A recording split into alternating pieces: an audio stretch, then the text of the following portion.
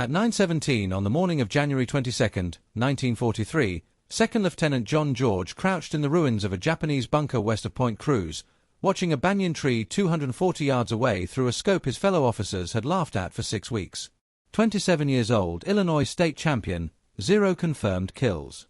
The Japanese had 11 snipers operating in the Point Cruz groves, and in the past 72 hours, they had killed 14 men from the 132nd Infantry Regiment. George's commanding officer had called his rifle a toy. The other platoon leaders called it his mail-order sweetheart. When he had unpacked the Winchester Model 70 with its Lyman Alaskan scope and Griffin and Howe mount at Camp Forest in Tennessee, the army wanted to know if it was meant for deer or Germans. George explained it was for the Japanese. They shipped out before the rifle arrived. George spent the voyage to Guadalcanal watching other men clean their garrons while his own weapons sat in a warehouse in Illinois. He requested that it be forwarded through military mail. 6 weeks later, in late December of 1942, a supply sergeant handed him a wooden crate marked fragile. Inside was the rifle he had saved 2 years of National Guard pay to buy. The rifle weighed 9 pounds. The scope added another 12 ounces. The Garand issued to every other man in his battalion weighed 9.5 pounds with no magnification. George's rifle was bolt-action, 5 rounds. The Garand was semi-automatic, 8 rounds. Captain Morris ordered him to leave the sporting rifle in his tent and carry a real weapon. George carried it anyway. The 132nd Infantry had relieved the Marines on Guadalcanal in late December of 1942. The Marines had been fighting since August. They had taken Henderson Field. They had held it, but they had not taken Mount Austin, nor cleared the Japanese from the coastal groves west of the Matanicor River. Mount Austin stood 1,514 feet tall. The Japanese called it the Gifu, 500 men, 47 bunkers. George's battalion attacked on December 17th. They fought for 16 days. They lost 34 men killed and 279 wounded before they finally took the western slope on January 2nd. By then, George had fired his Winchester exactly 0 times in combat. The jungle around Point Cruz was different. No bunkers, no fixed positions, just Japanese soldiers who had retreated west from Henderson Field and dug into the massive trees. Some of those soldiers were snipers. They had scoped Arisaka Type 99s. They knew the jungle. They knew how to wait. On January 19th, a sniper killed Corporal Davis while he was filling canteens at a creek. On January 20th, another sniper killed 2 men from L Company during a patrol. On January 21st, 3 more men died. One of them was shot through the neck from a tree the patrol had walked past twice. The battalion commander summoned George that night. The Japanese snipers were killing his men faster than malaria. He needed someone who could shoot. He wanted to know if that mail-order rifle could actually hit anything. George explained his credentials: Illinois State Championship at 1,000 yards in 1939. 23 years old at the time, youngest winner in state history. 6-inch groups at 600 yards with iron sights. With the Lyman Alaskan, 5 rounds inside 4 inches at 300 yards. The commander gave him until morning to prove it. George spent the night checking his rifle. The Winchester had been packed in Cosmoline for the ocean voyage. He cleaned it again. Checked the scope mounts. Loaded 5 rounds of .30-06 hunting ammunition he had packed in Tennessee, military ball ammo, the same cartridge the Garand fired. At dawn on January 22nd, George moved into position in the ruins of a Japanese bunker his battalion had captured 3 days earlier. The bunker overlooked the coconut groves west of Point Cruz. Intelligence said the Japanese snipers operated from the large trees in the area, banyan trees. Some reached 90 feet tall with trunks 8 feet thick. A sniper could climb one before dawn and sit there all day without being seen. George brought no spotter, no radio man, just his rifle, a canteen, and 60 rounds of ammunition in stripper clips. He settled into the bunker and began to watch the trees through his scope. The Lyman Alaskan had 2.5 times magnification. Not much, but enough to see movement in the branches that the naked eye would miss. The jungle was never silent. Birds, insects, the distant sound of artillery. George had learned to filter out noise and focus on movement. He glassed the trees slowly, left to right, top to bottom. At 9:17, he saw it. A branch moved. No wind, Just a small shift. 87 feet up in a banyan tree 240 yards away. George watched. The branch moved again. Then he saw the shape, a man, dark clothing, positioned in a fork where 3 branches met. The Japanese sniper was facing east, watching the trail where George's battalion had been moving supplies. George adjusted his scope, 2 clicks right for wind. He controlled his breathing. The Winchester's trigger was glass smooth, 3.5 pounds. He had spent hours adjusting it at Camp Perry before the war. Now he would find out if a civilian target rifle could kill a man trained to kill him first. George squeezed the trigger. The Winchester kicked into his shoulder. The sound cracked through the jungle. 240 yards away, the Japanese sniper jerked and fell. He dropped through the branches. 90 feet down. Hit the ground near the base of the banyan tree. George worked the bolt. The empty cartridge ejected. He chambered another round. He kept his scope on the tree, waiting for movement. Nothing. The sniper's partner would be close. Japanese snipers worked in pairs. George stayed motionless in the bunker, the heat already rising in the mid-morning air as insects whined through the trees. He kept the Winchester steady, the crosshairs resting on the heavy branches where the fallen sniper had been positioned. Japanese spotters rarely worked more than 10 to 15 yards apart. One fired, the other observed. One was bait, the other escaped. George waited for that escape. He swept the scope 5 feet left, then 10 feet right, studying every crook of the banyan. Nothing. No shift of cloth, no glint of metal, not even a ripple of disturbed leaves. The jungle had returned to its humid stillness as if no shot had been fired at all. Sweat gathered along his temple, sliding into the crease of his cheek, but he didn't move to wipe it. He kept the rifle locked in the same position, breathing slow, letting the Lyman Alaskan drink in every inch of bark and shadow. At 9:24, the second sniper revealed himself. A sliver of movement, smaller than a lizard, slid across a branch below the first sniper's perch. George recognized it immediately, the angled top of a helmet, barely peeking above the ridge of a limb where someone had misjudged his cover by an inch. It was only visible for half a heartbeat, but for a marksman, half a heartbeat was an invitation. George pulled back the bolt just enough to confirm a live round chambered, settled again, and adjusted his aim downward. The second sniper was inching into a withdrawal position, likely ready to drop from the tree and melt into the grove before American patrols arrived. It was the same tactic they'd used at Mount Austin: shoot, reposition, disappear. But this man had stayed too long. The American had already found him. The Japanese sniper rose slightly, his head turning as he tested a descent path, and that was when George fired. The rifle cracked through the air again, a clean, sharp sound that echoed across the groves. The bullet clipped the sniper at the base of the skull, pitching him forward off the branch. He tumbled head first, catching once on a limb before slamming to the roots at the base of the banyan. 2 shots, 2 kills, less than 10 minutes apart. George worked the bolt again, the empty casing bouncing off the bunker wall and coming to rest near his boot. He scanned the grove for a third partner, but none appeared. Japanese doctrine rarely used trios. 2 meant the team was neutralized. At 9:31, he crawled deeper into the bunker's shade, remaining invisible from the trail behind him. He drank once from his canteen, short, controlled, and returned to the firing port. He had seen no other movement, but the Japanese had more than one team in these groves. The snipers weren't hunting Marines anymore, they were hunting the 132nd. Every supply run, every patrol, every man who stopped to adjust his pack was a target. George lowered his head for a moment, listening. The distant thump of artillery came in irregular pulses from the west. The crack of scattered rifle fire echoed from somewhere near the coastal road. A truck engine coughed. Voices carried, American voices, too relaxed. They didn't know 2 snipers had been sitting in that banyan since dawn. They didn't know dozens more trees hid dozens more rifles. He lifted the Winchester again. His job wasn't finished. At 9:43, he spotted the next threat. South of the first banyan, past a cluster of palms, a shape moved behind a mass of ferns, slow, careful, calculated. George recognized the pattern immediately, a scout. The Japanese sent scouts to locate firing positions, find approach routes, mark trees with hidden footholds. The scout would report, and by afternoon, another sniper would be in place. The scout crouched low, his arisaka slung across his back, his head turning in slow, methodical arcs. This man was experienced. He moved like a shadow, each placement of his hands and feet chosen to avoid sound.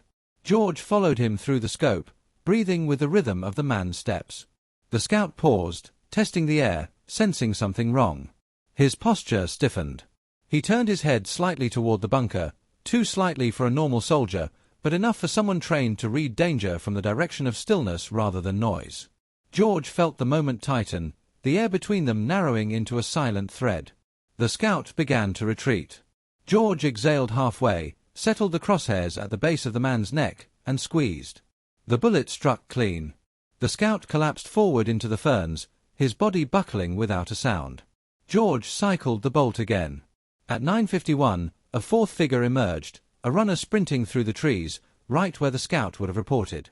George didn't know whether this one was a courier, a spotter, or another sniper moving in early, but he knew the Japanese moved in patterns.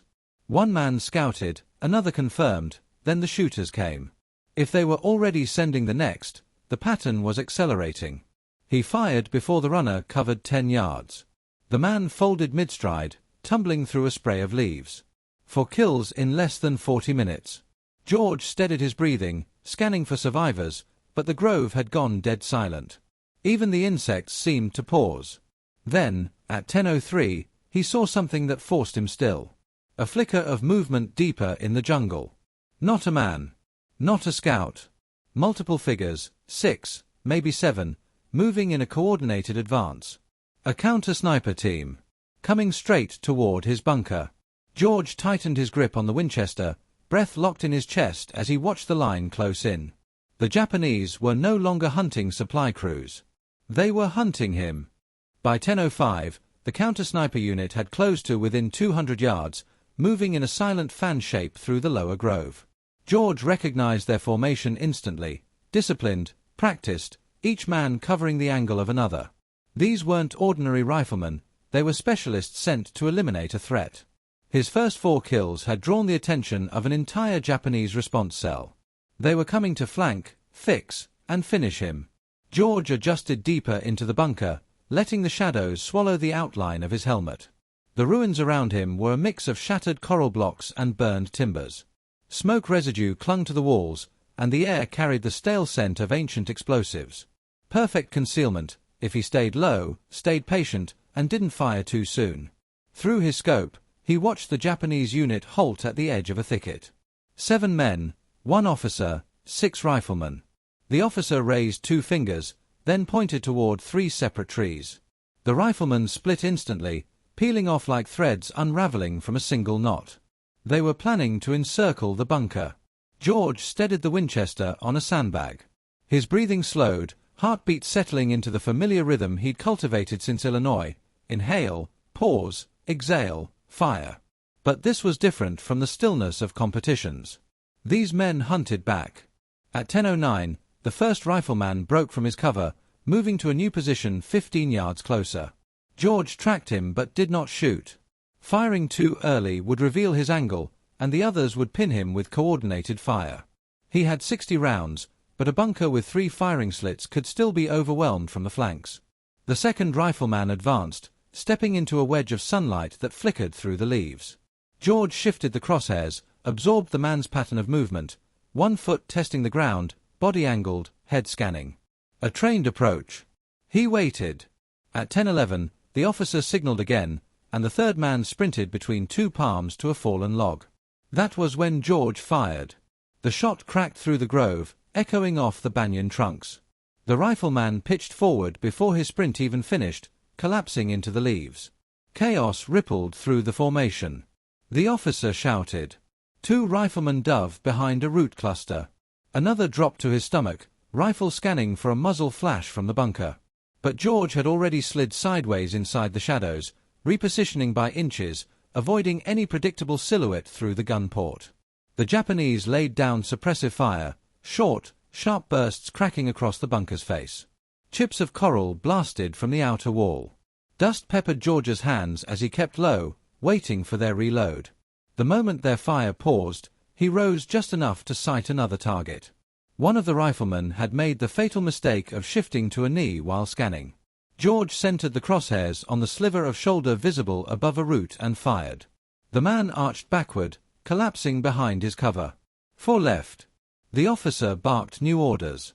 The surviving rifleman broke formation and began a lateral maneuver, clearly trying to reach the bunker's blind side, a tactic meant to force George into a crossfire. If even one reached the rear of the ruins, he could toss a grenade into the firing chamber and end the duel instantly. George pressed himself flat, moved to the opposite firing slit, and scanned the underbrush. Movement flickered, low, fast. A rifleman sprinted toward a fallen palm trunk. George fired. Missed by inches. The man dove behind the trunk and stayed there, unmoving. George exhaled sharply. He could not afford a miss. Not now. Not when the flanking maneuver was halfway finished. He slid along the bunker wall to the third gun port, the one facing south, rarely used because of its narrow angle. He steadied the Winchester, forced his pulse down, and waited. At 10:18, the movement returned, this time slower, more cautious. The rifleman was crawling, inch by inch, toward a cluster of ferns that would put him directly beside the bunker's blind spot. If he reached that fern bed, George would never get an angle on him again. Not through any of the three ports. George let the crawling form advance, resisting the urge to fire early. The man moved like a lizard, hugging the earth, rifle strapped across his back, one hand always reaching for the next patch of shade. 6 more feet. 4. 2. The man paused, exposing just half his head above the fern line. George fired. The rifleman's body slumped forward into the greenery, legs twitching once before going still. 3 left. But the moment George fired, the officer pinpointed his location. 3 rifles erupted in unified fire. Rounds shattered the coral lip of the port, stinging George's cheek with debris. 1 bullet ricocheted across the ceiling. Another cracked into the back wall, sending shockwaves through the bunker. George pulled away, heart pounding, and slid back into darkness. Smoke now hung inside the chamber, acrid and hot. He reloaded, feeding fresh rounds into the Winchester's magazine with practiced urgency. The Japanese had closed the distance. Too close now for comfort. Their fire patterns were tightening, focusing on the bunker's firing slits. They were no longer probing, they were committing. Then, at 10:22, George heard something that froze him completely. Footsteps. Behind the bunker. One of them had made it through. The footsteps were deliberate, slow, careful, testing each patch of earth behind the bunker. George froze, breath suspended, his fingers tightening around the Winchester stock. If a Japanese rifleman had reached the rear approach, he would be only 10 feet from the blind entry trench. A single grenade tossed into the firing chamber would end everything in a flash. George flattened against the interior wall and slid silently toward the bunker's rear gap, where burned timbers formed a narrow shadowed corridor. He moved with controlled precision, barrel low, feet placing themselves exactly where the rubble allowed. The footsteps stopped. Silence followed, long, heavy, suffocating. George leaned into the angle of the wall, listening. The man wasn't moving. He was waiting, either testing for sound, or preparing the pin of a grenade. George's muscles coiled, breath shallow. He edged another inch, angling the Winchester toward the gap in the timbers. A sliver of daylight carved a blade of brightness across the dirt. Beyond it, something shifted, cloth, maybe the shoulder of a uniform. Then he heard it, the faint metallic click of a grenade pin halfway drawn. George swung the rifle up. The Japanese soldier stepped fully into view, crouched, grenade poised. George fired from 6 feet. The muzzle blast lit the cramped space, and the enemy soldier jerked violently backward, the grenade tumbling from his loosening grip. It clattered once, rolling toward the wall. George lunged, boot skidding, and kicked it hard. The grenade bounced through the gap and out into the open, detonating in a concussive blast that shook the bunker and showered the roof with dirt and debris. Outside, shouts erupted. The remaining Japanese soldiers surged forward in response to the explosion, their rifles cracking in a frenzied volley. The air around the bunker sang with ricochets. George scrambled back to the eastern firing port, heart hammering. He dropped behind the sandbags, raised the Winchester, and caught sight of one rifleman sprinting toward a mangled tree stump for a final assault position. He fired. The man spun and dropped. 2 left. The officer barked something sharp in Japanese, and the last two riflemen immediately shifted tactics. Instead of advancing, they spread out, each locking down a different angle, suppressing every opening in the bunker with timed, alternating fire. Bullets chewed into the coral walls. Splinters rained from the ceiling. George felt each impact through his elbows where they pressed into the floor. They were trying to pin him until one of them could flank from the far tree line. George slid to the northern port, lifted his rifle, then ducked instantly as a burst of rounds snapped across the opening. They were reading him too well now. His bunker advantage was evaporating. He crawled low across the dusty floor, moved back to the southern slit, and risked a quick look. The officer had moved into a half-crouched stance behind a rotted palm trunk, scanning the openings for the slightest motion. The last rifleman mirrored the movement from the opposite angle, covering the flank. Their coordination was deliberate, disciplined, professionals working in unison. George steadied himself. He couldn't let them tighten the noose. He lifted the Winchester just enough to sight the officer. The man's profile appeared for half a heartbeat as he leaned to issue another signal. That heartbeat was all George needed. He fired. The officer jerked, shoulders collapsing inward, and fell sideways behind the trunk. Before the echo faded, the last rifleman broke cover and sprinted toward a mound of roots 20 yards closer. Desperation, not strategy. George cycled a bolt, inhaled, exhaled, and took the shot.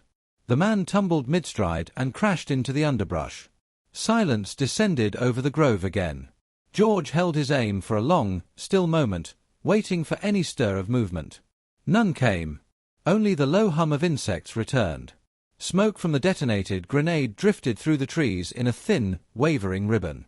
At 10:31, George finally lowered the Winchester. His hands trembled once, barely, and then steadied. Sweat dripped from his jawline, darkening the dirt at his feet. He checked the chamber, reloaded slowly, deliberately. He had no idea how many more Japanese units might be in the grove. Snipers rarely worked alone, but they occasionally coordinated with other infantry pockets. The battle wasn't finished. It might not be for hours. For a moment, he listened. No shouts. No movement. No enemy approach. He rose to one knee, scanning through each of the ports. Bodies lay scattered through the lower grove, 7 from the counter-sniper team, the earlier scout and runner, and the 2 who had fallen from the banyan. 11 in total. His watch read 10:33. He had been in this bunker for little more than an hour. At 10:36, distant movement caught his attention, not Japanese this time, but American. 3 soldiers from G Company emerged cautiously through the eastern line of palms, rifles raised. They approached the banyan tree first, checking the fallen snipers with quick, efficient gestures. One of them called out, "Lieutenant George, you in there?" George didn't respond immediately. He remained low, watching the tree line. After everything that had moved through the grove, silence felt unnatural, like the jungle was holding its breath. Only after several seconds did he step fully into view, rifle still raised. The soldiers stared at the bodies, then at him. "Sir, you did all this alone?" George didn't answer. He simply chambered another round, eyes fixed on the deeper jungle as if waiting for the next shape to emerge. And then, far behind the line of trees, so faint it could have been imagined, a single rifle crack echoed through the distance. Another sniper. Another hunt. George lifted the Winchester and moved silently toward the sound.